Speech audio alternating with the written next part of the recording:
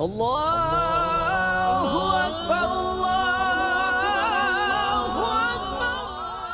খতিব বা ইমাম সাহেব যে মূল্যবান পরামর্শ রাখেন, সেটা আমাদের জীবনের চলার পথে পাথেও আমাদের এটাকে কাজে লাগাতে হবে। রাষ্ট্রীয়ভাবে আজকে যদি এই জুমার ইমামতের দায়িত্ব খতিবদের দায়িত্ব থাকতো, তাহলে সেটা একভাবে মূল্যায়ন হতো। এখন সেটা আমাদের হয় না।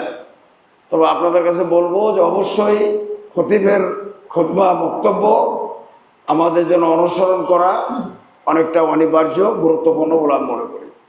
আপনাদের কাছে যে বিষয়টা আমি খুব সংক্ষেপে তুলে ধরতে চাই এই কয়েক মিনিটের মধ্যে, সেটা হচ্ছে এই: আল্লাহ রাব্বুল আলামিন বলেছেন যে তোমরা ইসলামের মধ্যে পরিপূর্ণরূপে প্রবেশ করো। ইয়া আইয়ুহাল্লাযীনা আমানু উদখুলু ফিস-সিলমি কাফা ওয়ালা তাত্তাবিউ খুতুওয়াতিশ শাইতান ইন্নাহু লাকুম আদুউম মুবিন। এই আয়াত আপনারা অনেকেই জানেন। হে ঈমানদাররা, তোমরা ইসলামের মধ্যে পরিপূর্ণরূপে পূর্ণাঙ্গরূপে প্রবেশ করো এবং শয়তানের অনুসরণ করো না। জেনে রাখো, শয়তান তোমাদের জন্য প্রকাশ্য দুশমন। কি বলেন? শয়তান প্রকাশ্য দুশমন আমাদের জন্য।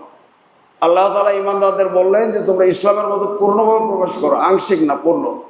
আর পরিপূর্ণ প্রবেশ করতে পারলে, ইসলামের পুরোপুরি মেনে নিতে পারলে শয়তানের অনুসরণ করা কোনো সুযোগ থাকে না। শয়তান আমাদের থেকে দূরে থাকবে।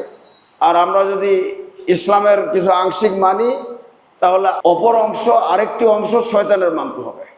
এটা ইসলামের বিধান না। ইসলামের বিধান হচ্ছে আপনাকে আল্লাহর বিধান ইসলাম পুরোপুরি গ্রহণ করে ফেলতে হবে এবং যে কোনো মূল্যে শয়তানের পদাঙ্ক অনুসরণ থেকে, রাস্তা অনুসরণ থেকে দূরে থাকতে হবে।